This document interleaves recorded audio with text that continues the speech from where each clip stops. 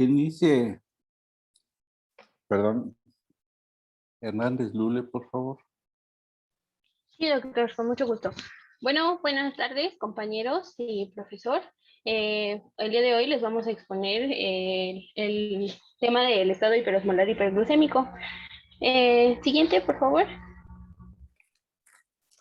Bueno, primero hay que definir y entender qué es el estado hiperosmolar hiperglucémico. Vamos a tener que es una complicación que está dada principalmente por una complicación de la diabetes mellitus tipo 2. Esta va a estar caracterizada por una hiperglucemia mayor a 600 miligramos sobre decilitro. Vamos a tener que la hiperosmolaridad pues también está elevada, arriba de 220 miliosmoles. Recordemos que los valores normales oscilan entre 290 a 310 miliosmoles sobre litro. Vamos a tener que también tenemos una deshidratación sin cetoacidosis, que más adelante explicaremos por qué no hay cetosis, y frecuentemente está relacionada con enfermedades concomitantes, ya sea una enfermedad renal o una enfermedad prerrenal, pero ahorita les voy a hablar un poco más sobre eso. Suele aparecer después de un periodo prolongado de hiperglucemia, lo que nos está indicando que principalmente pues, los pacientes no llegan a urgencias en los primeros días. Hay veces en las que suelen tardar 10, 12 días en llegar a las salas de urgencias.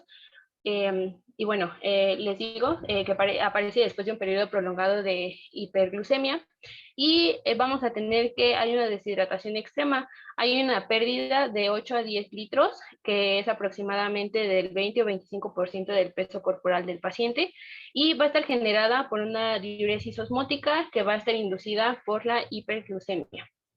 Siguiente, por favor.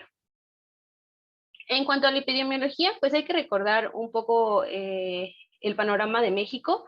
Vamos a tener que han aumentado, o bueno, en cuanto a las personas adultas y en los niños, hemos encabezado pues las listas en cuanto a los padecimientos de diabetes y la mortalidad que se representan. Principalmente en el estado hiperosmolar hiperglucémico vamos a tener que el grupo etario va a ser de adultos mayores arriba de 60 años. En niños, últimamente se han registrado un poco más de aumento de casos relacionados un poco más a que los niños pues empiezan a tener también padecimientos como sería la obesidad mórbida, tratamiento con corticosteroides y que ya sea que por papá o mamá tengamos pues alguien que padezca diabetes. Vamos a tener que en relación a la cetoacidosis diabética va a ser muchísimo menor la frecuencia de los ingresos, va a ser menor al 1%, pero si la comparamos igual de nuevo con la cetoacidosis diabética, su tasa de mortalidad va a estar más elevada. Su tasa de mortalidad oscila de entre el 12 al 32%, y pues la de la cetoacidosis diabética está entre un 1 al 5%. Y generalmente en los casos en los que se produce desafortunadamente la muerte del paciente, vamos a tener que estar debida a una de las causas subyacentes que en un momento les voy a mencionar. Siguiente, por favor. Vamos a tener que entrar la etiología, los precipitantes más comunes, encabezando, vamos a tener a las infecciones, que son hasta en un 57% de los casos. Vamos a tener los medicamentos, que ahorita ahondaré más en ellos. Pacientes que tienen diabetes mellitus tipo 2, pero que no la tienen diagnosticada. Pacientes que utilizan sustancias de abuso, como drogas o alcohol. Vamos a tener a pacientes que tienen un mal apego al tratamiento, igual hasta en un 25% de los casos, e inclusive en pacientes que tienen de tratamiento, pero que no lo tienen, o que no es suficiente para controlar los niveles de glucosa que ellos tienen. En otras vamos a tener enfermedades concomitantes, como una enfermedad renal, un infarto agudo al miocardio, un EBC, un tromboembolismo pulmonar o trombosis de la arteria mesentérica. Entre las principales infecciones vamos a tener que puede ser neumonía, sepsis, sobre todo dada por gram negativos. Vamos a tener infecciones del tracto urinario, recordando que en los pacientes diabéticos pues es muy común encontrar infecciones del tracto urinario asintomáticas, celulitis e inclusive pues meningitis, ¿no? Entre los medicamentos vamos a tener que los medicamentos psicoactivos de la segunda generación van a aumentar los índices de glucosa y van a aumentar la resistencia a la insulina. En pacientes no diagnosticados vamos a tener que algunos de ellos utilizan de forma crónica los diuréticos. o que no saben identificar los síntomas y que generalmente viven solos, pues porque como ya se mencionó, son pacientes de la tercera edad o que de plano los tienen en un aislamiento social y pues nadie ve por ellos. Y en los niños, recordando pues también que la obesidad ha sido un factor importante, el uso prolongado de esteroides, que padezcan síndrome metabólico o genético, como ya se mencionó, que por alguna rama materna o paterna, ya papá, mamá o abuelos padezcan de diabetes. Siguiente, por favor. Y pues aquí les traigo un cuadrito en donde pues como que resume lo que les acabo de decir. Entre las enfermedades pues ya se mencionó el EBC, la trombosis, el infarto. Algunas que se pueden agregar pues son el traumatismo, apendicitis o pancreatitis aguda. Entre los fármacos y drogas pues la cocaína, el alcohol, los corticosteroides, antipsicóticos atípicos, los diuréticos tiacidas, la fenitoína, los fármacos quimioterapéuticos. Igual en un estado posoperatorio, pues generalmente es después de una neurocirugía, una revascularización coronaria, una cirugía ortopédica o un trasplante renal. Y en otros, pues hay que recordar que pues en el embarazo a veces suele darse la diabetes gestacional, que también nos puede propiciar este estado, el hipotiroidismo, un feocromocitoma o el síndrome de Cushing. Siguiente, por favor. ¿Hasta Que aquí alguien tiene continúe. alguna duda? Ah, sí. No, perdón. ¿Alguien tiene duda? ¿Alguien quiere comentar algo?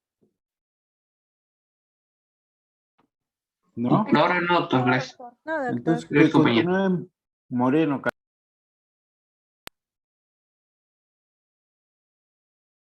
¿Sí me escuchó? Moreno, que continúe.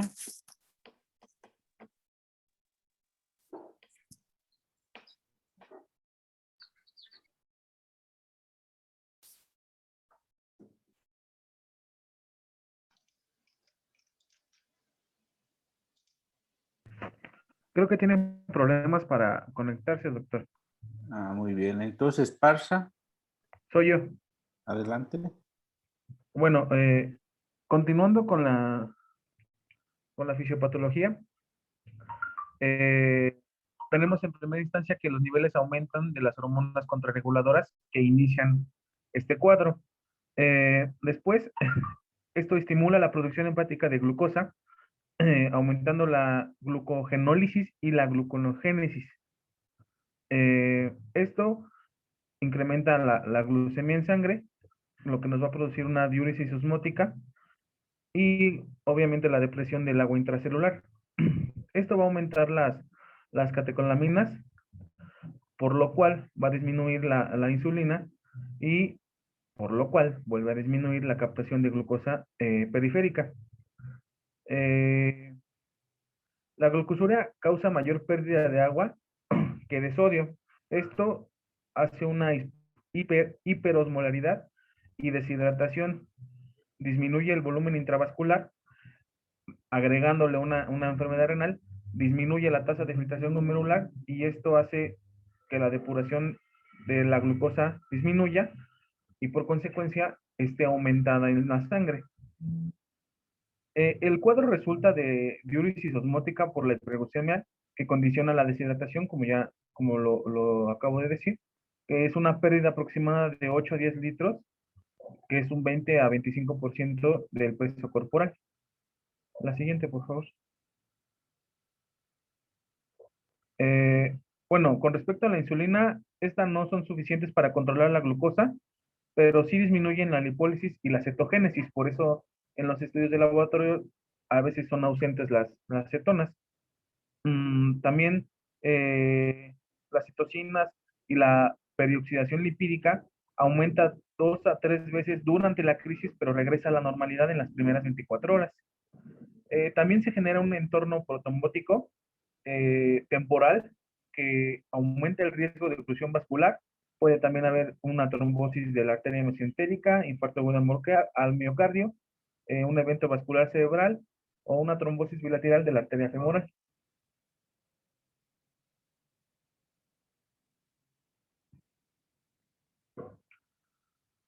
Bueno, entrando al cuadro clínico, la siguiente, por favor. Eh, como ya habían comentado, se desarrolla de forma paulatina una vez que se instaura el evento precipitante, es decir, los días anteriores sin haberse dado cuenta de los síntomas. Como ya había dicho mi compañera, se estima una duración de los síntomas de hasta 12 días antes de buscar un tratamiento médico. Dentro de los síntomas más frecuentes hay pues, la poliguria, la polidipsia, ataque al estado general, alteraciones visuales. Las náuseas y los vómitos son menos frecuentes que en la cetoacidosis diabética. Los síntomas neurológicos fluctúan desde estado de alerta hasta letargo, confusión y hemiparesia.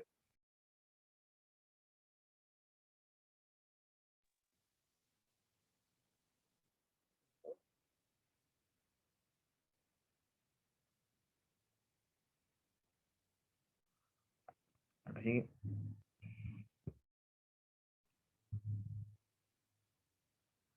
Eh, el grado de alteración mental se correlaciona con... ¿Sí me escuchan bien, verdad? Te escuchas un poco Sí. cortado. Es que... Bueno, a ver, ahí sí me escuchan bien ya. Sí. Sí, Ok. Las alteraciones del estado de conciencia son poco comunes, con una osmolaridad menor a 320 milosmol por kilogramo, y ya en un estado de coma suele vincularse con una osmolaridad ya mayor o igual a 350 milosmol, ¿sí? Aquí hay una tabla, bueno, les pusimos una tabla en donde tenemos los parámetros contra el estado hiperosmolar, en donde tenemos, como ya les había comentado, hay una cetoacidosis mínima o moderada o no la hay. Por lo regular la glucosa puede ser hasta mayor de 600 miligramos sobre decilitro. El bicarbonato se va a encontrar mayor a 15 miliequivalentes. La osmolaridad puede ser mayor a 320 miliosmoles. Es más frecuente en adultos mayores, que al contrario que en las cetoacidosis, que son pacientes jóvenes, la mayoría. La presentación, como ya habíamos comentado, puede ir de 1 hasta 12 días. Es una presentación crónica de días o semanas, que el paciente no va hasta que realmente ya está en un estado que no puede mantenerse él solo, ¿no? Las enfermedades asociadas son comunes, como ya les había comentado mi compañera.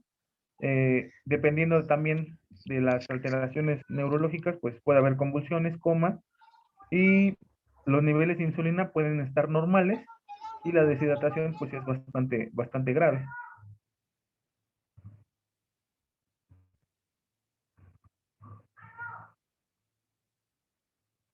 Bueno, ya entrando a la exploración física, es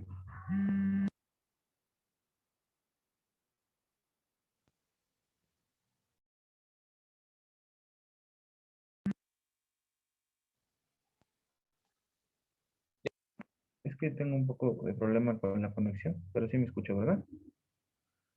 La exploración física, pues, obviamente hay una deshidratación grave, que es manifestada por turgencia cutánea deficiente, mucosas secas, ojos con tono ocular disminuido, es decir, trivialmente hundidos, extremidades frías, pulso rápido y filiforme, puede haber también una hipotensión arterial, un estado de choque en el 30% de los casos, y hay fiebre en casos de que haya una infección. También pueden presentarse taquipnea, alteraciones en el estado de alerta, déficit focal y bilateral o unilateral, afasia, mioclono, corea, nistagmo, hiperreflexia, flacidez, rigidez de la nuca, signos de Babinski, que ya son signos, más bien signos que tienen que ver con el sistema nervioso central, y signos de infección localizada.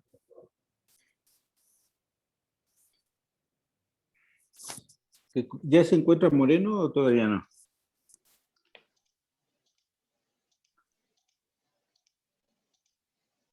Todavía no, doctor.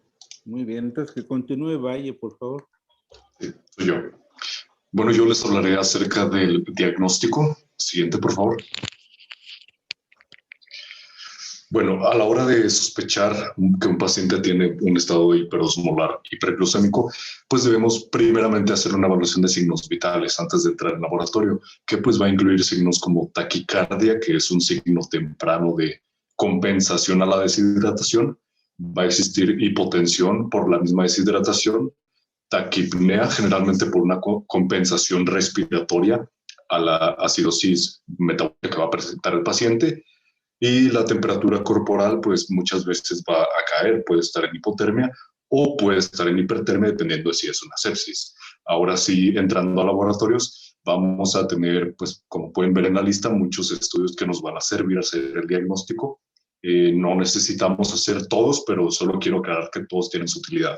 Está el determinar el nivel sérico de glucosa. Es pues, muy obvio que cuando un trastorno se relaciona directamente, en este caso, por ejemplo, a la hiperglucemia, debemos determinar si realmente pues, hay una hiperglucemia importante en suero. Y efectivamente, la glucosa sérica suele estar arriba de 600 miligramos por decilitro. De hecho, es uno de los criterios de diagnóstico. También tenemos el nitrógeno ureico en sangre, o BUN, y la creatinina, debido a que en una deshidratación severa, estos dos componentes van a estar muy elevados. Entonces, al nosotros no ser tan visible en el paciente el estado de hidratación, pues podemos utilizar estos como una especie de referencia. Se debe hacer también tomar electrolitos séricos debido a que en un estado de hidratación y en el estado hiperosmolar, que suele ser ligeramente ácido, pues pueden existir muchos trastornos electrolíticos concomitantes que van pues a obviamente dar manifestaciones clínicas de importancia y que también debemos de considerar apropiadamente para dar un tratamiento pues adecuado. Esto lo van a mencionar un poquito más adelante acerca de los electrolitos específicamente. También debemos tomar cetonas séricas, ver si existen cuerpos cetónicos, ya que a diferencia de la cetoacidosis diabética, en el estado hiperosmolar, las cetonas suelen ser o muy pocas o no hay. Y esto es debido a lo que ya explicaron en fisiopatología, que la insulina va a ser pues apenas suficiente para inhibir pues, la formación de cuerpos cetónicos. Está también el examen general de orina, también pues para evaluar si existe una glucosuria importante y determinar si hay pues presencia de cuerpos cetónicos en orina. Una gasometría arterial para evaluar el pH, además de pues, los distintos componentes sanguíneos que van a estar alterados en este trastorno, que son, pues, por ejemplo, el bicarbonato, que muchas veces suele estar normal o solamente ligeramente bajo, y también la concentración sanguínea de dióxido de carbono. También debemos hacer una biometría hemática debido a que en el estado hiperosmolar muy comúnmente el hematocrito va a estar muy aumentado por la deshidratación tan importante que va a presentar el paciente. Se debe tomar un electrocardiograma, es un estudio pues, de cajón para evaluar la salud del corazón, y también porque muchas veces el electrocardiograma va a estar alterado por lo que ya mencioné de los trastornos electrolíticos que son muy comunes cuando hay pues una deshidratación tan severa como lo es en esta patología. También la radiografía de tórax y los cultivos orino-sangre están indicados cuando se sospecha acerca de una infección, ya que pues esto nos puede facilitar el saber si la etiología concreta y determinante del estado hiperosmolar. Siguiente, por favor. Ante la sospecha de otros factores precipitantes, deben de indicarse estudios distintos. Por ejemplo, la amilasa pancreática se debe de dar cuando uno sospecha de que la pancreatitis es la que va a desencadenar el estado de hiperglucemia importante que va pues, a desencadenar el estado hiperosmolar hiperglucémico. Otros estudios incluyen pues, de evaluar la lipasa, DHL, los triglicéridos y lactato, así como tomar pues, una tomografía axial computarizada de cráneo y punción lumbar cuando existen síntomas neurológicos persistentes. Una vez que obtenemos los estudios iniciales que mencioné en la diapositiva anterior, se deben de realizar los cálculos que nos van a ayudar a confirmar el diagnóstico.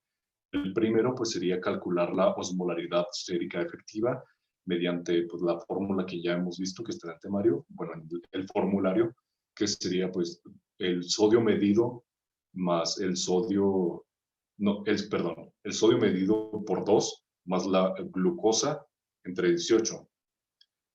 Ya al determinar la osmolaridad, pues debemos detener en caso de un estado hiperglucémico que obviamente vamos a tener una hiperosmolaridad importante. El valor normal, recordemos que es de 285 a 295 miliosmoles por kilogramo, y en el estado hiperosmolar hiperglucémico suele estar arriba de 320. Puede estar incluso mucho más arriba, y obviamente mientras mayor sea la osmolaridad, mayor son los síntomas y complicaciones que se pueden presentar. Siguiente. Espérame tantito. Regrésela, por favor. Es importante corregir un poquito esto porque si no, algunos de sus compañeros todavía tienen problemas para lo que es el despeje de las fórmulas. No es el sodio medido. Como el paciente tiene hiperglicemia, es el sodio corregido el que se debe de utilizar para calcular la osmolaridad. O sea, así de entrada, ¿no? Ya sé Sí, que la próxima van a hablar de ese sodio corregido, pero si tú la dejas así o si se deja así, algunos de sus compañeros que todavía tienen un poquito de confusión, ¿verdad? De qué usan, si el sodio reportado o si el sodio corregido, ¿verdad? Entonces, esto va a continuar. Entonces, sabemos que tiene hiperglicemia y por lo tanto el paciente, ¿verdad? Lo que vamos a hacer es primero el sodio corregido y después calcular la osmolaridad efectiva. Continúa. Sí. Siguiente, por favor. Bueno, también debemos determinar el anion gap. Esto nos va a servir debido a que en una cetoacidosis diabética, pues el anion gap suele estar muy elevado, pero en un estado hiperosmolar suele estar elevado muy poco o puede estar incluso normal. Así que debemos pues de ver si realmente existe algún otro componente que se nos esté pasando, que esté alterando pues el pH o simplemente el anion gap. Esto se mide con el sodio corregido, aquí no es medido, que se va a restar al cloro sumado al bicarbonato. Todo esto pues, nos debe de dar un valor que en valores normales es de 7 a 9.3. En caso de que esté pues, mucho más elevado, ya podemos pensar en que existen otras causas, como por ejemplo la pancreatitis, que vengo mencionando desde hace tiempo, que suele tener un anion gap más elevado porque pues, la pancreatitis altera el bicarbonato. Y el sodio sérico puede estar bajo, normal o elevado, a pesar de que el paciente muestre agotamiento corporal, debido a que pues, la glucosa es un componente osmóticamente activo que va a jalar el agua al espacio extracelular desde el interior de la célula. El sodio se va a diluir y el valor va a disminuir, pero es de una manera pues falsa, ya que realmente pues no va a existir una hiponatremia como tal.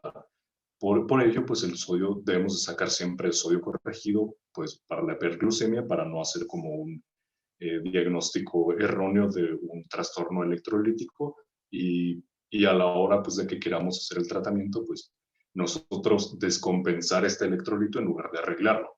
Que el sodio corregido sería con el sodio medido más 1.6 por la glucosa medida menos 100 entre 100. Siguiente. Bueno, los criterios diagnósticos que vamos a necesitar para el estado hiperosmolar suelen ser estos: un nivel plasmático de glucosa muy elevado, arriba de 600 miligramos por decilitro, una osmolaridad sérica efectiva arriba de 320 milosmoles por kilogramo, esto ya confirmando pues, la hiperglucemia e hiperosmolaridad que están pues, en el mismo nombre de la patología, un pH arterial arriba de 7.3, o sea, no va a ser realmente una acidosis, y el bicarbonato suele estar arriba de 15.000 equivalentes por litro. Muchas veces se acerca a la normalidad o puede incluso estar normal el bicarbonato.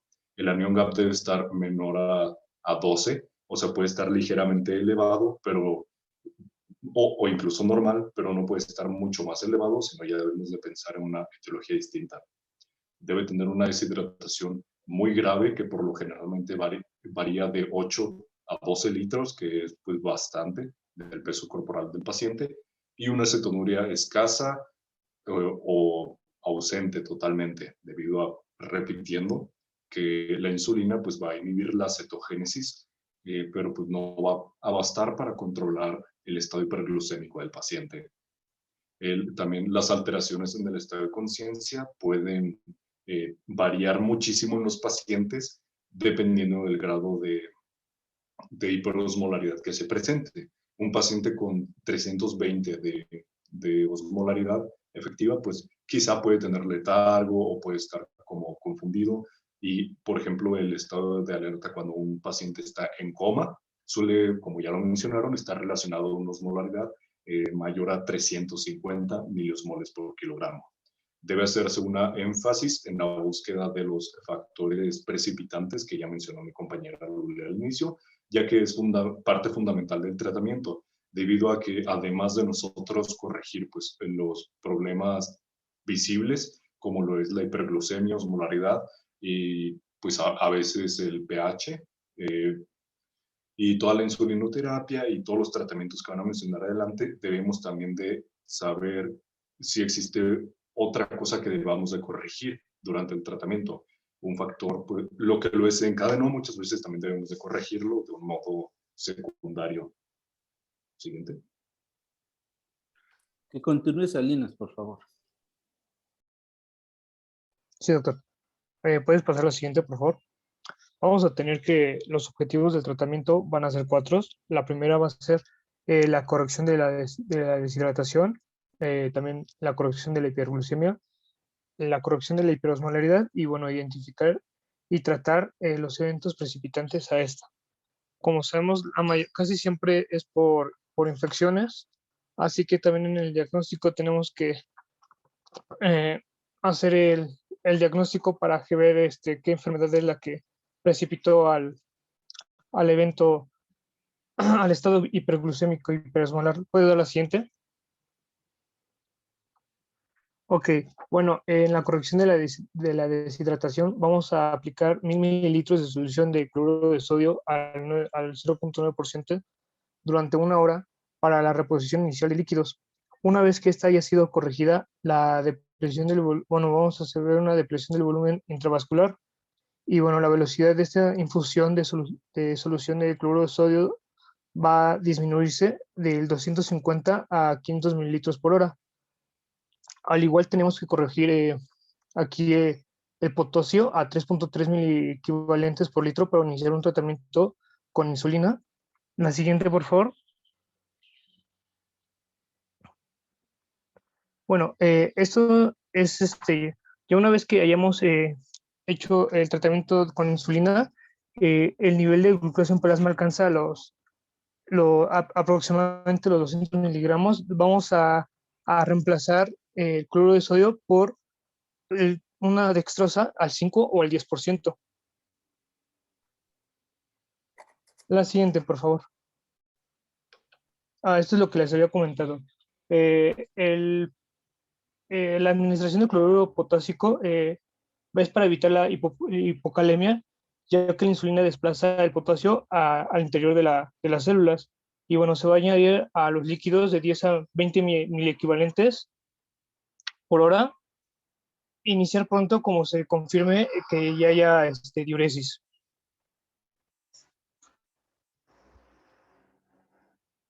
La siguiente, por favor. Doctor, ¿puedo comentar algo? Adelante.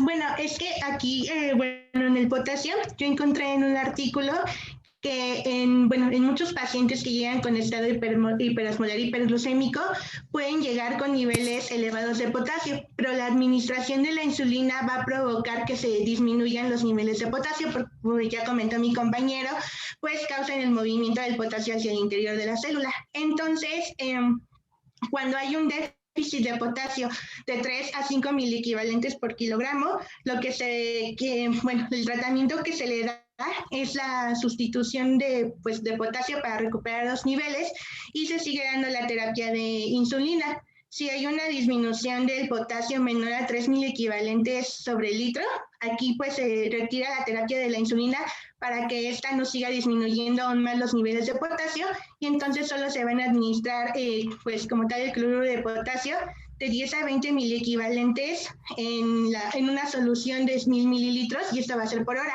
Y se tiene que tratar de mantener los niveles de potasio mayor a 3.3 miliequivalentes sobre litro para evitar complicaciones que vendrían siendo la hipocalemia.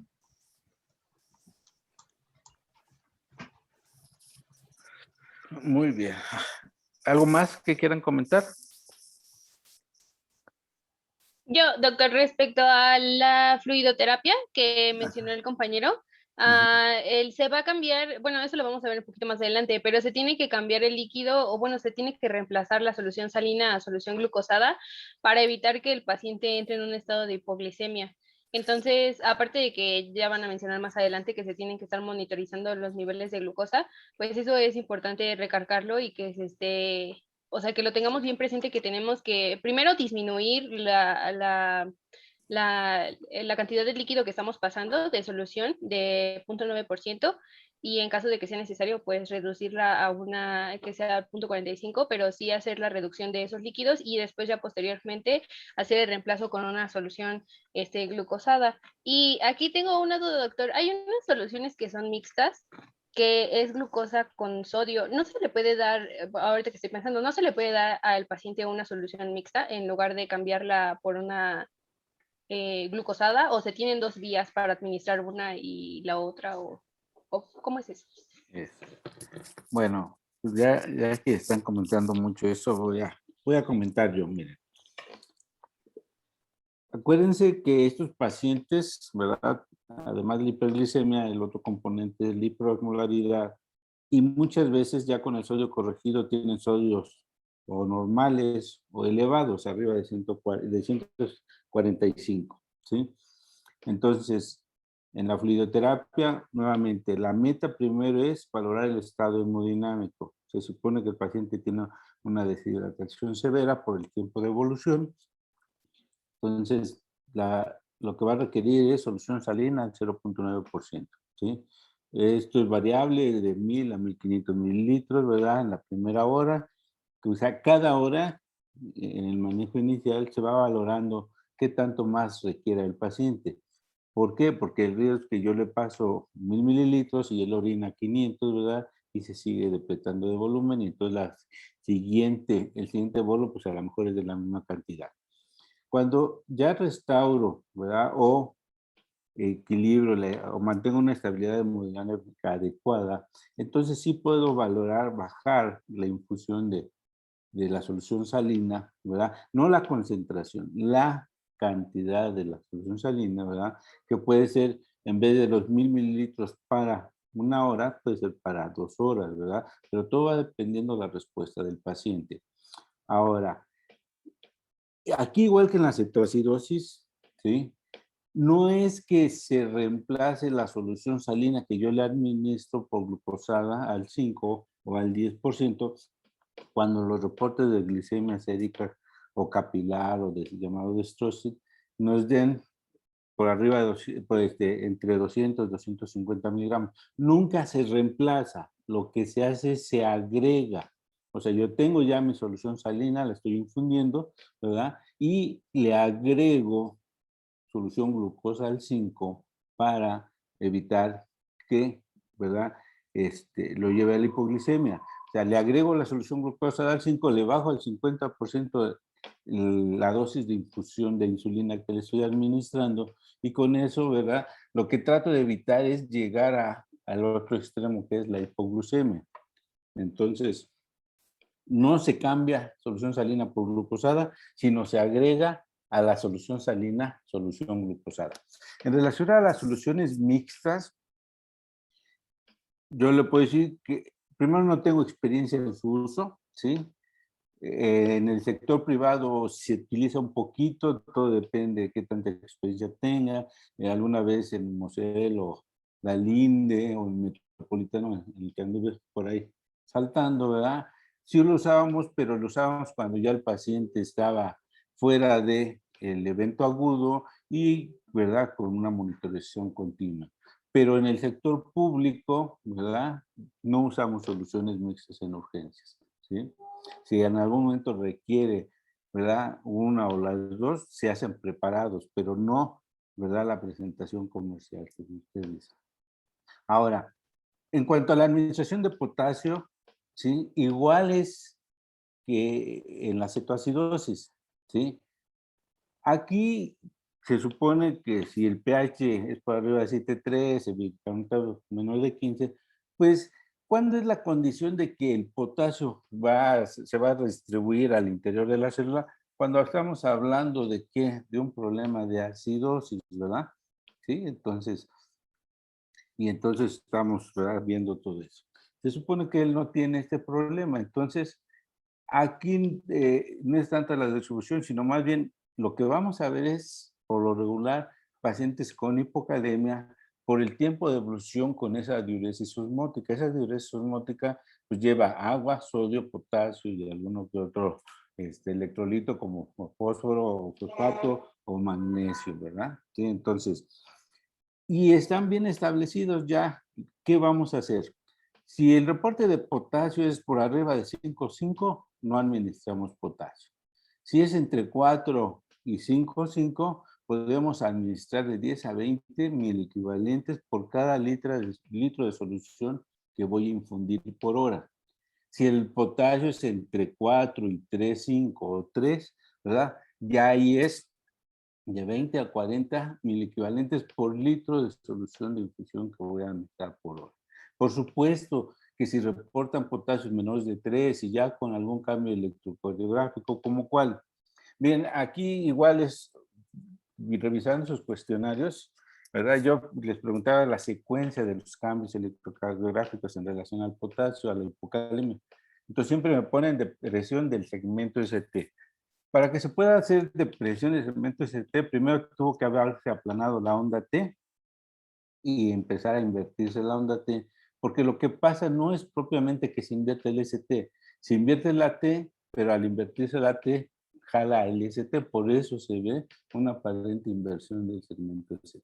Entonces, primero empieza a disminuir de voltaje la onda T hasta que se aplana, en forma simultánea la onda U se va haciendo más prominente, no es que sea de mayor amplitud, porque algunas respuestas decían que la onda U era de mayor amplitud, no, la onda U se hace más prominente, quizá de mayor voltaje, que no es lo mismo amplitud, ¿sí? Y después, una vez que se aplana la onda P y se hizo prominente la onda U, lo que sigue es el descenso o la inversión de la onda T y consecuentemente el descenso del segmento ST. Entonces, esto es bien importante. Entonces, si sucediera eso, ¿verdad? Un reporte de potasio de 2,8, 2,5, más, ¿verdad? En la inversión de la onda T, descenso del ST, la onda U prominente, pues yo puedo valorar o debo valorar, ¿verdad? El bolo de hasta 40 miliequivalentes, ¿verdad? Por litro de solución en una hora. Entonces, esto, si ustedes se fijan, o deben de fijarse más bien, es el manejo de la cetoacidosis va muy a la par del manejo del estado hiperosmolar. Primero es hidratamos. Segundo, debería de ser la infusión de insulina, siempre y cuando los valores de potasio así lo permitan. Si no, primero reemplazamos potasio y después, ¿verdad?, iniciamos la insulina. Entonces, esa es la secuencia que como tal se sigue esos primeros 3 pasos sin dejar de mencionar el famoso ABC, la vía aérea permeable, la adecuada oxigenación o ventilación, ¿sí? Y entonces, así sería la secuencia de manejo, ¿sí? ¿Quieren comentar algo, preguntar algo más de esto? No, doctor. Sí, doctor, yo tengo una pregunta. De A lo ver, que dijo adelante. ahorita de... ahorita dijo usted que cuando hay un potasio por debajo de 3,5, podríamos dar hasta de 20 a 40 miliequivalentes de potasio por litro de... De solución que le estemos Ajá, infundiendo. pero... Mande. ¿Pero qué? Ajá, pero ¿eso va al mismo tiempo de la insulina o primero se corrige esto Ah, y luego la no. insulina? Mira, si de inicio ya te reportan potasios por debajo de su valor normal, lo primero que haces es reemplazar potasio y después, o sea, eso lo administras un bolo inicial de 1 hora, ¿verdad? Pasa esa hora, le administraste los 40 mil equivalentes, ¿verdad? Si se puede, se toma el control sérico del potasio, si no, se toma un control electrocardiográfico y se ve que no haya habido más cambios o que empezaron a revertir los cambios, y entonces ya inicias la infusión de insulina o la administración de insulina propiamente. ¿Sí? Ok, sí, Doc. Y digo, otra preguntota, porque Mande. ahorita que comentaron la fórmula de la Neon Gap, Ajá. comentaron que era con sodio corregido. ¿Es con sodio corregido o con No, sodio es el medido? sodio normal. Ahí, el sodio Ah, ok. corregido, incluso ahí lo dice el formulario, es exclusivamente para el cálculo de las dos osmolaridades. Y otra pregunta, Doc. O sea, es que también he visto mucho como que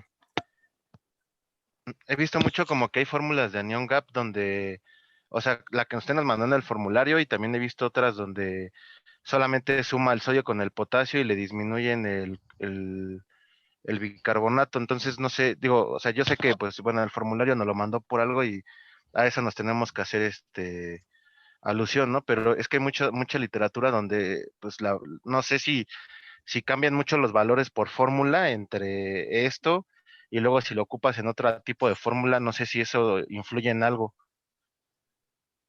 A ver, disminuye el bicarbonato, no entendí eso. Mira, Sí, normalmente hay permítame. dos fórmulas propiamente del Anion Gap, una que contiene potasio y una sin potasio, hasta ahí.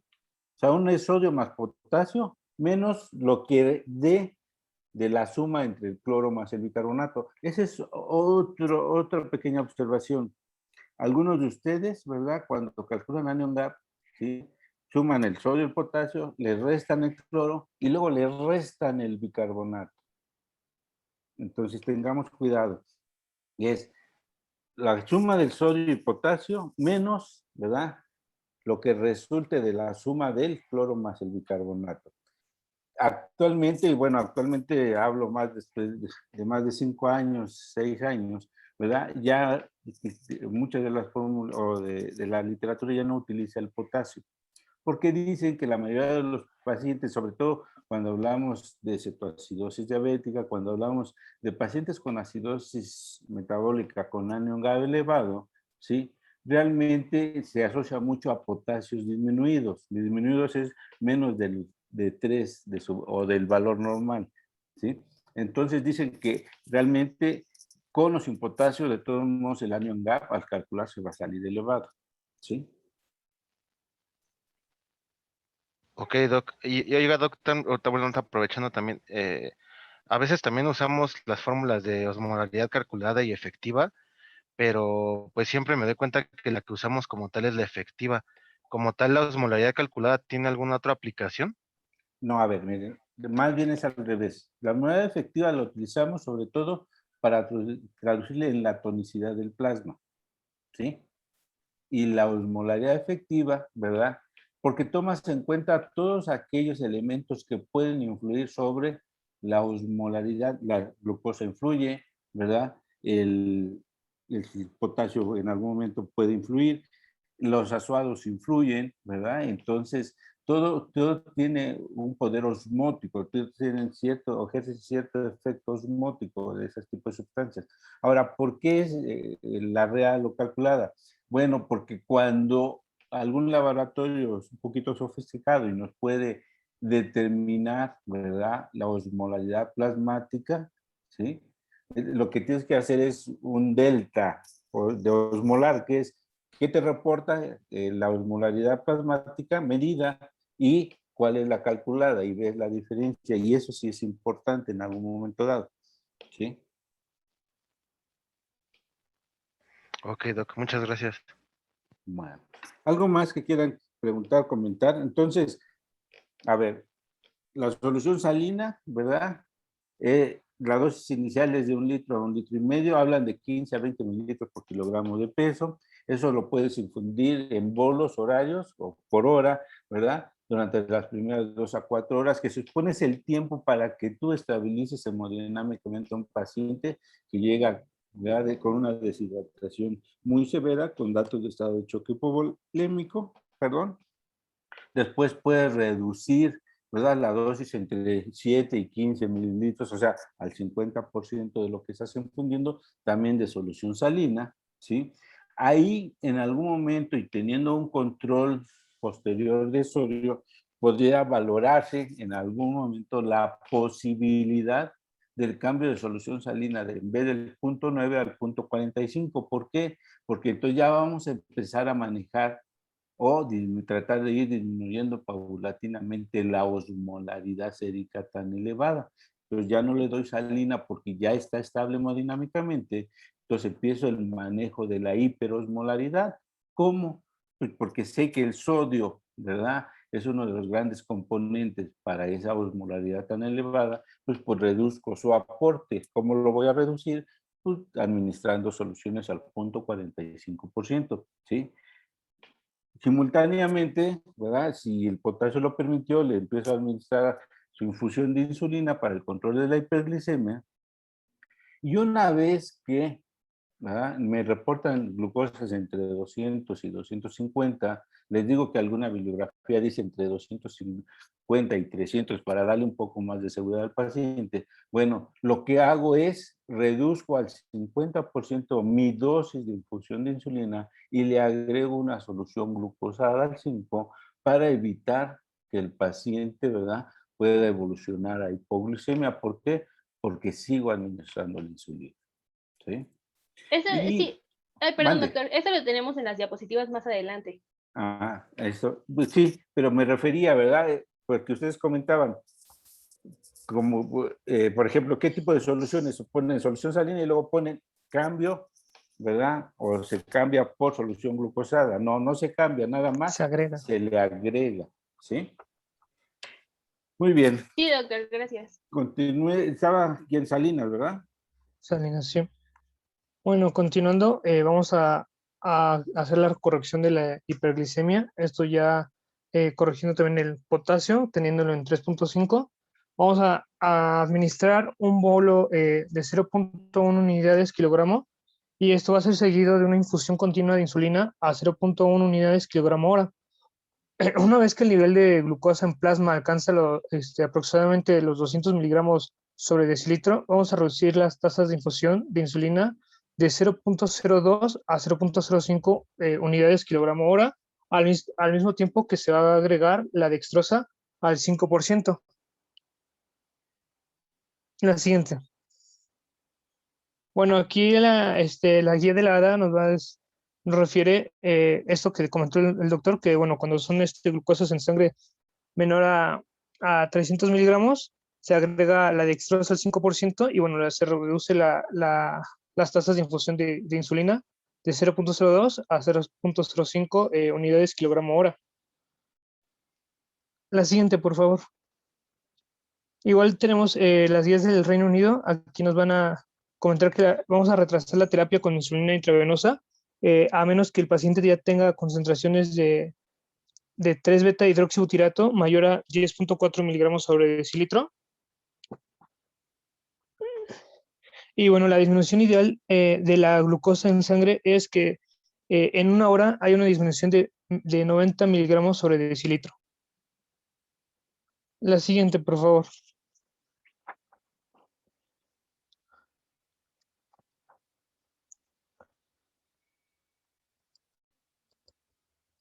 Bueno, aquí debido a la vida media corta de la insulina intravenosa, que es aproximadamente menos de 10 minutos, el cese repentino de la insulina puede resultar en hiperglucemias de rebote, cetogénesis y acidosis metabólica recurrentes.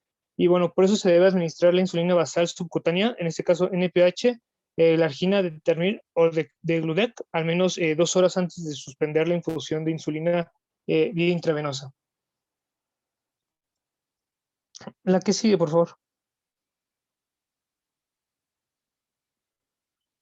Bueno, aquí no se ha demostrado que la administración rutinaria de bicarbonato mejore los resultados clínicos, ya que la terapia con bicarbonato puede aumentar el riesgo de una hipocalcemias y también de edema cerebral. En pacientes con acidosis grave, debido al riesgo potencial de reducción de la reducción contráctil cardíaca y arritmias, las guías clínicas recomiendan la administración de 50 a 100 milimoles de bicarbonato de sodio, esto con una solución isotónica en 400 mililitros de agua hasta que el pH sea superior a 6.9%. Pero solo se recomienda en pacientes con acidosis potencialmente mortal. La siguiente, por favor. Bueno, el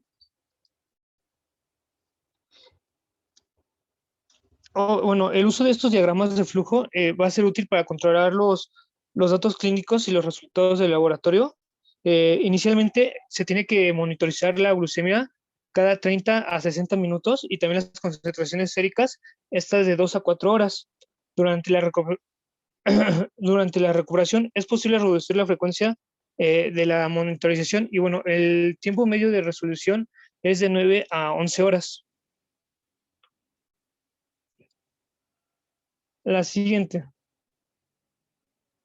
Bueno, aquí nos habla que la resolución del estado hiperosmolar hiperglucémico se logra cuando la osmolaridad sérica es eficaz menor a 310 miliosmoles kilogramo. Y bueno, los niveles de glucosa son menores de 250 miligramos o menos de 13.8 milimoles litro.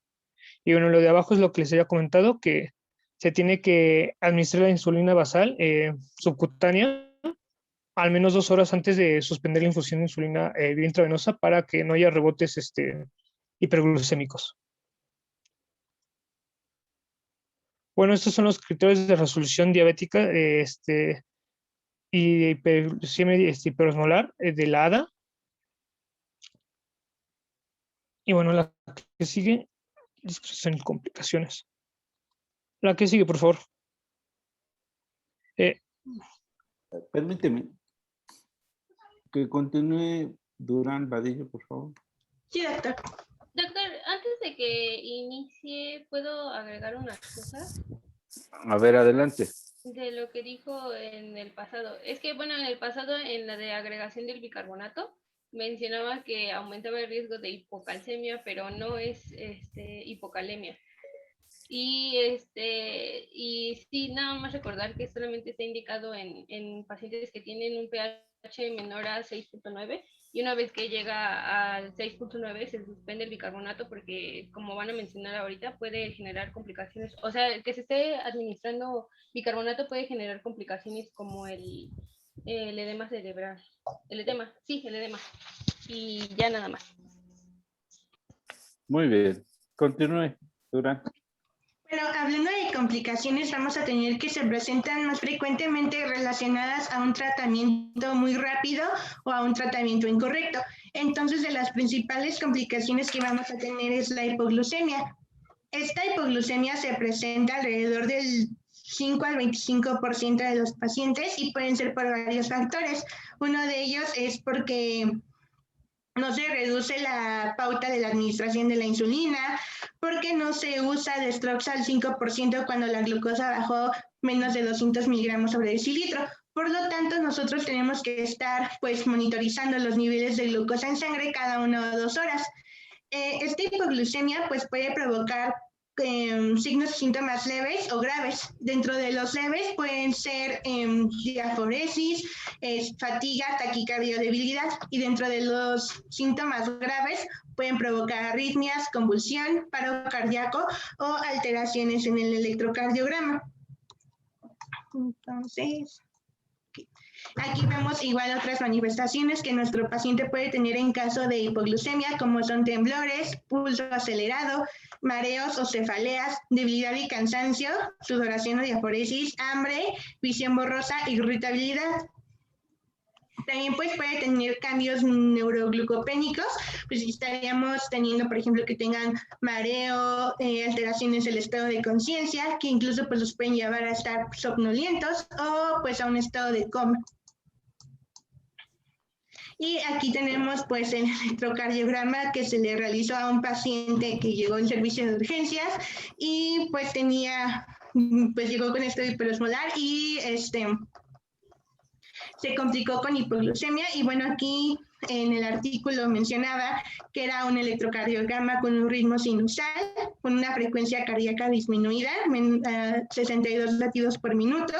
Tenía un descenso del segmento ST en las derivaciones B4 a B6, tiene las ondas T negativas, que es lo que señala con la flechita. Entonces, pues este es un electrocardiograma que se puede presentar en un paciente con hipoglucemia.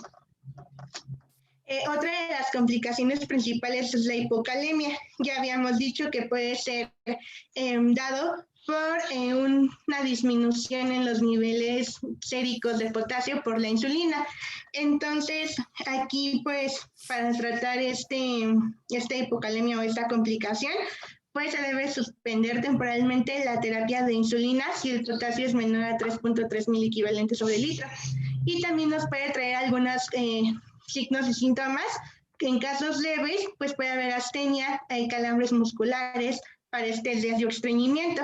Que en casos graves puede tener taquicardias supraventriculares, bloqueos auriculoventriculares o los que ya habíamos visto en la clase cuando vimos desórdenes electrolíticos, pues una onda T negativa, una disminución en el segmento ST y pues también si esta hipocalemia se está presente mucho tiempo, puede provocar nefritis tubulointersticial o rhabdomiólisis, que también es una de las principales complicaciones del estado hiperosmolar hiperglucémico. Otra complicación es el edema cerebral. Entonces, esta es poco frecuente, se presenta en un 1% de los estados hiperosmolares, pero tiene mucha mortalidad, es del 20 al 40% en aproximadamente 4 a 12 horas después de que se inició el tratamiento. Este edema cerebral va a aumentar con la administración innecesaria del bicarbonato. Igual ahorita que pues pasó la diapositiva, veíamos que si se administra pues puede provocar el edema cerebral. También, pues cuando tenemos el edema cerebral, es importante mencionar que es más común que se presente en la cetoacidosis diabética. Se va a relacionar con el grado de deshidratación que tenga el paciente y con un estado de hiperventilación, ya que los pacientes van a presentar una respiración de Cheyne-Stokes, que es la que se ve aquí en el dibujo. Vemos cómo hay estados de hiperpnea, en la amplitud de las ondas pues van a estar como modificadas y se van a tener periodos de apnea. Entonces pues esta es la respiración de Cheyne-Stokes. Y también nosotros podemos darnos cuenta de que hay edema cerebral con un ataque de cráneo, que es y aquí la que vemos en la figura. ¿Y cuál va a ser el mecanismo, la fisiopatología de que se presente este edema cerebral? Por el bicarbonato. Entonces tenemos que el bicarbonato se va a combinar con un hidrogenión y a través pues de la anhidrasa carbónica se convierten pues tenemos esta partícula y se va a disociar en agua y dióxido de carbono. El dióxido de carbono va a penetrar la barrera hematoencefálica, lo que nos va a producir una acidosis paradójica por bicarbonato. Entonces, esto va a provocar que haya un aumento de la permeabilidad vascular y se forme el edema cerebral. Entonces, para evitar esta complicación, pues hay que evitar la administración de bicarbonato. Y la otra complicación que tenemos es la rhabdomiólisis. Este es un síndrome que va a estar caracterizado por necrosis de las células musculares que van a estar liberando su contenido hacia el torrente sanguíneo. Entonces, aquí en el caso de estado hiperosmolar hiperglucémico, esta rhabdomiólisis va a ser secundaria a un manejo inadecuado del sodio sérico o un manejo inadecuado de la hipocalemia. Entonces, aquí va a haber una liberación de mioglobina que va a ocasionar pues daño e insuficiencia renal. Y a nuestros pacientes los podemos encontrar con la tríada clásica, que es mialgia, debilidad muscular y orina color café. Y bueno, aquí igual en la imagen podemos ver cómo está la necrosis del músculo, cómo se libera las sustancias, la liberación de mioglobina que va a estar ocasionando el daño. Y bueno, aquí en esta imagen está representada la orina color café. Y eso sería todo.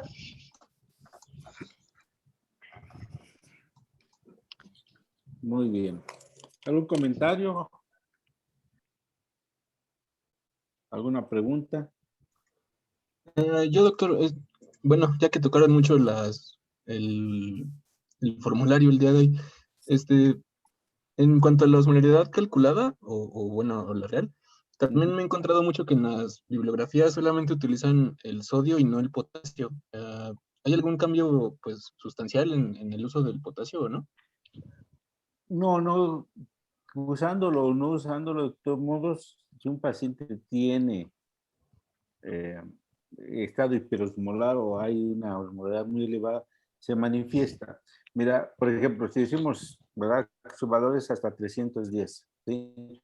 ¿Cuánto más podría elevarlo el potasio si reportaron 3,5 por 2, 7, 317? Eso no va a dar manifestación clínica al paciente. Entonces, o sea, como tal, no repercute, ¿verdad? El uso no del potasio en la fórmula, como si no hay cambios clínicos del paciente. O sea, normalmente, ¿verdad? La hiperosmolaridad, ¿sí? O sea, va más allá de esos 7 u 8, ¿verdad? Unidades como tal. Ok, doctor. ¿Algo más? No, creo que sería todo. Bueno, miren, entonces acuérdense, aquí esto es bien importante y más en esta condición del estado hiperosmolar hiperglucémico. ¿Verdad? Son pacientes mayores que llegan con gran deterioro neurológico y por lo tanto el ABC de la reanimación en el manejo inicial es básico. Vía aérea permeable, oxígeno suplementario o adecuada ventilación, y la C, que es el estado hemodinámico. Pacientes con deshidratación extrema que pueden incluso llegar hasta en estado de shock hipovolémico, entonces la reanimación hídrica es importante. Entonces, ya es iniciada la reanimación hídrica, ¿verdad? Y corregida, ¿verdad? Lo que sigue es corregimos tanto o tratamos de corregir la hiperglicemia como la hiperosmolaridad.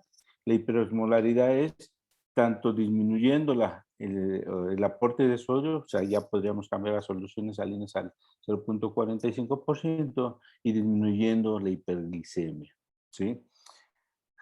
Y aquí debemos de tener mucho cuidado porque a veces son pacientes ya con complicaciones crónicas del paciente diabético, como sería una nefropatía diabética, sí, y por lo tanto el riesgo es que esa falla renal crónica que ya traigan se agudice y el paciente no tolere una suficiente cantidad de volumen. ¿A qué voy? A que debemos de tener mucho cuidado en la administración de volumen, ¿sí? Entonces, no es como el paciente joven que podría tolerarnos un gran aporte de volumen en forma aguda. Incluso se dice que estos pacientes, así como cuando vimos hipernatremia, tenemos de 24 hasta 48 horas para ir corrigiendo paulatinamente tanto la hiperglicemia como la hiperosmolaridad. Entonces eso no se nos debe de olvidar, no es una urgencia, sino decirlo disminuyendo paulatinamente. Otra cosa bien importante es entonces, administramos líquidos, la reanimación hídrica, ¿verdad? Iniciamos la infusión de insulina siempre y cuando el potasio, ¿verdad? Sea dentro de un valor normal para evitar riesgos de complicaciones como hipocalemia. Si el paciente nos reportara un potasio menor de 3,5 o 3, ¿verdad? Y ya empieza con algunos cambios electrocardiográficos, entonces primero le aportamos potasio, lo llevamos a niveles por arriba de 3,5 y después iniciamos lo que es la infusión de la insulina. Igual la infusión de insulina es un bolo inicial de 0.1 unidad por kilo y después hacemos, aquí es otra cosa igual que necesito que quede un poquito claro porque hay alguna confusión cuando hablábamos de un caso de cetoacidosis en los cuestionarios, ¿verdad? Podemos hacer infusiones, ¿verdad? Preparar infusiones que vayan a la par 1 mililitro, que por cada mililitro de solución haya una unidad, para decir que cuando infundimos 7 unidades estén pasando 7 mililitros. Entonces hacemos preparados, por ejemplo, de 50 unidades, ¿verdad? De insulina en 49.5 mililitros de solución, ¿verdad? Porque esas 50 unidades de insulina equivalen al 0.5 mililitros y entonces al agregarlo apuramos y salen 50 mililitros en total y tienen 50 unidades y sabemos que cada mililitro va a tener una unidad, ¿sí? Entonces, y vamos a administrar a 0.1 unidad por kilo por hora. Si el paciente pesa 70 kilos, ¿verdad? Le vamos a dar, o le vamos a indicar 7 unidades, que equivaldrían a pasar 7 mililitros por hora. ¿Sí? O sea, esto es algo bien importante porque si no sabemos nuestra constante de dilución, que es esa unidad por mililitro, ¿verdad? Cuando la señorita enfermera nos pregunta, oiga, doctor, está bien que me diga que le pase 8 unidades, 10 unidades por hora, pero ahora dígame cuántos mililitros le tengo que pasar. Entonces debemos nosotros saber, ¿verdad?, lo que estamos indicando. Entonces, ¿verdad? Y después seguimos la infusión con la reanimación hídrica, con las soluciones ya hipotónicas, una vez corregido el estado hemodinámico, ¿sí? Y después, entonces, cuando ya tenemos reportes de glucosa en promedio de 250 a 200 miligramos, ¿verdad? Le agregamos una solución al 5% de glucosada, le indicamos disminución de la infusión de insulina. Si estaba pasando a 1 unidad por kilo por hora, le vamos a indicar a 0.5 unidad por kilo por hora, ¿verdad? Y continuamos, ¿sí? Nunca suspender bruscamente la insulina. Igualmente, si no hubo un descenso de la glucosa después de iniciar ya la infusión y hablan de un descenso esperado entre 50 y 70 miligramos por hora, ¿verdad? No hay ese descenso de glucosa, podemos valorar el duplicar la dosis de insulina, que sería a 0.2 unidades por kilo por hora. Entonces, todo esto es bien importante. No se nos debe olvidar dentro del manejo dos factores importantes. El manejo de la causa, procesos infecciosos es lo más frecuente. Y lo otro es que estos pacientes, aún más que los pacientes con cetoacidosis, tienden a incrementar su estado protrombótico. Entonces debemos dar medidas antitrombóticas, heparinas de bajo peso molecular, antiagregantes plaquetarios, ¿verdad? Para que evitemos, ¿verdad?, otro tipo de complicaciones en estos pacientes. Ahora, dentro de las complicaciones, ¿verdad? Yo difiero un poco lo que comentó su compañera del edema cerebral en cuanto que es más frecuente en pacientes cetoacidótico. Al contrario, miren, como complicación, el edema cerebral en estado hiperosmolar hiperglucémico, quitando si se administró o no potasio o quitando la administración de potasio, el mecanismo, la fisiopatología es que como se instaló paulatinamente este estado hiperosmolar y es a nivel sistémico, a nivel del cerebro, hay formación de unas sustancias a partir de aminoácidos que se llaman osmoles idiogénicos. Esos osmoles idiogénicos, ¿verdad?, dentro de la célula lo que van a hacer es que van a jalar agua. Eso es el mecanismo de formación del edema cerebral. Y como son pacientes que fueron más de 2, 3, 4, 5 días, ¿verdad?, pues tuvieron el tiempo suficiente de formar este tipo de sustancias, ¿verdad? Y entonces, si nosotros no manejamos adecuadamente el descenso de osmolaridad, lo que vamos a provocar es esta complicación que es el edema cerebral. Entonces, aquí sí, en mi experiencia, donde más he visto como complicación el edema cerebral es en el estado hiperosmolar hiperglucémico y, ¿verdad?, por muchos factores. Uno de ellos, además de todo, es la edad. Entonces, todo esto es muy, muy importante. Entonces, ¿verdad? Si se fijan, realmente el manejo entre la cetoacidosis y el estado hiperosmolar va muy de la mano uno de otro, claro, con algunas características especiales, ¿verdad? En uno vamos a manejar, o nuestras metas es, ¿verdad?, que no tenga cetosis, que no tenga acidosis, y en el otro, ¿verdad?, es la hiperosmolaridad como tal. Muy bien, ¿alguien quiere comentar algo, preguntar algo más? Sí, Doc, perdón que lo vuelva a molestar con la misma pregunta. A ver, dime. Pero es que no me quedó muy claro lo de la osmolaridad calculada y la efectiva. Ajá. O sea, yo sé, bueno, ya explicó lo que dijo hace ratito, pero como tal la efectiva, o sea, ¿tiene alguna otra función? Pues es que yo creo que aunque la interpretemos como la tonicidad plasmática es más que suficiente la función, ¿sí? Ok, Doc. No sé si te acuerdas que en la deshidratación o inclusive en la hiponatremia hablan de deshidratación, por ejemplo, hipotónica, ¿verdad? O sea, a menos de que tengas un laboratorio muy sofisticado que te mida la tonicidad plasmática, ¿verdad? La otra forma es calcularla. ¿Y cómo la calculamos? Indirectamente con, ¿verdad?, la fórmula de osmolaridad efectiva. ¿Sí? Y eso es muy importante, porque esta tonicidad ¿verdad? Favorece o no lo que es el paso del líquido del intersticio al plasma, del plasma al intersticio, ¿verdad? O del intersticio a la célula, o al revés. Y en la que nos vamos a basar para poder diagnosticar cualquiera de estas patologías, ¿es la efectiva o la real? A ver, mira, si te fijas, ¿verdad? Si calculamos las dos, ¿sí? Yo por ejercicio les pido que calculemos las dos, ¿sí? Si calculamos las dos salen elevadas, ¿sí? Tanto la efectiva, que solamente lleva componentes del sodio y glucosa, como la calculada, que puede llevar el potasio, pero además lleva azuados, ya sea urea, ya sea el boom, ¿sí? ¿Por qué? Porque tienen poder osmótico de esos elementos. Ahora, a lo mejor, ¿verdad? Podríamos tener algunos, ¿cómo te diré? Algunas excepciones. Por ejemplo, si hablamos de un paciente nefrópata crónico que sabemos que tiene elevados los azuados, pues a lo mejor ya sé que esa elevación puede darnos un incremento ficticio de la osmolaridad. Entonces, pues le quito esto, ¿verdad? Y entonces me voy y calculo la osmolaridad efectiva, ¿sí? ¿Por qué? Pues porque sé que de por sí el paciente ya trae, ¿verdad? O los azuados elevados. Si yo los tomo en cuenta, ¿verdad? Me va a dar un reporte falso positivo.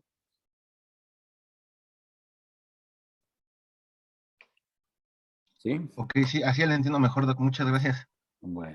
¿Algo más que quieran comentar? Yo tengo duda con las insulinas, doctor, perdón. Bueno, a ver, Había mencionado que utiliza insulina rápida en el servicio de urgencias, pero casi todas, bueno, no recuerdo cuál mencionó, creo que la NPH, pero en casi todos los artículos, e incluso en la guía de práctica clínica, mencionan la regular y el Aspart. ¿Me podría Ajá. aclarar eso? La rápida es igual que la regular. Ajá, pero es que no recuerdo cuál fue la que mencionó que se utilizaba solamente en el servicio de urgencia. La rápida, mira, habitualmente yo indico, a ver, insulina de acción rápida y requiero tantas unidades en tanto, o en bolo, ¿sí? Normalmente, bueno, al menos en los hospitales, sobre todo el sector público donde yo he estado, ¿sí? No tenemos, ¿cómo te diré? Otro tipo de insulina. Bueno, lo tenemos dependiendo de su procedencia o de su origen, si es bovina, si es porcina, si es humana, si es análogo, en fin, ¿sí? Pero eso es lo que nos aporta la institución, ¿sí? Entonces, como tal, la insulina, lo vamos sobre todo a dividir. El ASPAC, sobre todo, hablamos, ya es una presentación comercial, ¿sí? Entonces, la de acción rápida es la regular, ¿sí? Y es la que vamos a utilizar en todo paciente de urgencias.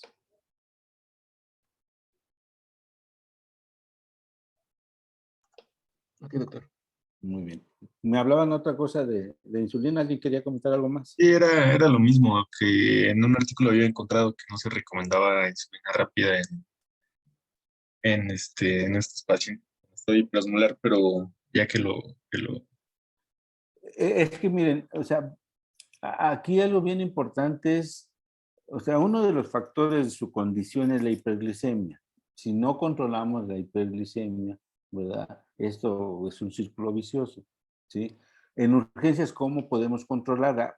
Aquí me refiero a control, es que saber que en cuanto yo suspendo o cierro la infusión, ¿verdad? Sé que a los 10, 15 minutos ya no tengo efecto, ¿sí? Si yo indico sobre insulina de acción intermedia o NPH, imagínate, ¿verdad? Se la administro y tengo que estar pendiente durante 8 o 12 horas para ver en qué momento ya no tiene efecto o si su media se sigue prolongando porque es un paciente nefrópata, ¿verdad? Que está recirculando la insulina puesto que no la logra eliminar por la falla renal, ¿sí? Entonces, ahora, no siempre un paciente que requirió infusión de insulina en estas dos complicaciones que vimos, cetoacidosis y estado hiperosmolar, quiere decir que ya una vez corregida y una vez que lo vamos a ingresar a su casa, ¿verdad? Que no quiere decir que ya se va a ir con insulina NPH, A lo mejor, ¿verdad? Él se controlaba con hipoglucemiantes orales, tuvo una neumonía, le desencadena esta complicación, ¿verdad? Se logra controlar todo, tanto la neumonía como la complicación aguda del diabético, ¿verdad? Pero no quiere decir que a la salida del hospital tenga que llevar NPH. Se hace el cambio por hipoglucemiantes orales a través del endocrinólogo o del médico internista, ¿sí? Entonces, esto es bien importante. Habitualmente es raro que nosotros, los médicos de urgencias, hagamos los cambios de insulina rápida, de NPH. ¿Por qué? Porque se supone que no tenemos a los pacientes más allá, ¿verdad?, de 24 a 48 horas, ¿sí? Que es el tiempo que requerimos para controlar esas condiciones agudas de nuestros pacientes. Inclusive, si somos estrictos, tanto la cetoacidosis como el estado hiperglucémico deberían de ingresar a terapia intensiva. ¿Sí? Muchas gracias. Muy bien. ¿Algo más? ¿Preguntas? ¿Comentarios? Muy bien. Si no, vamos a continuar con el equipo 3.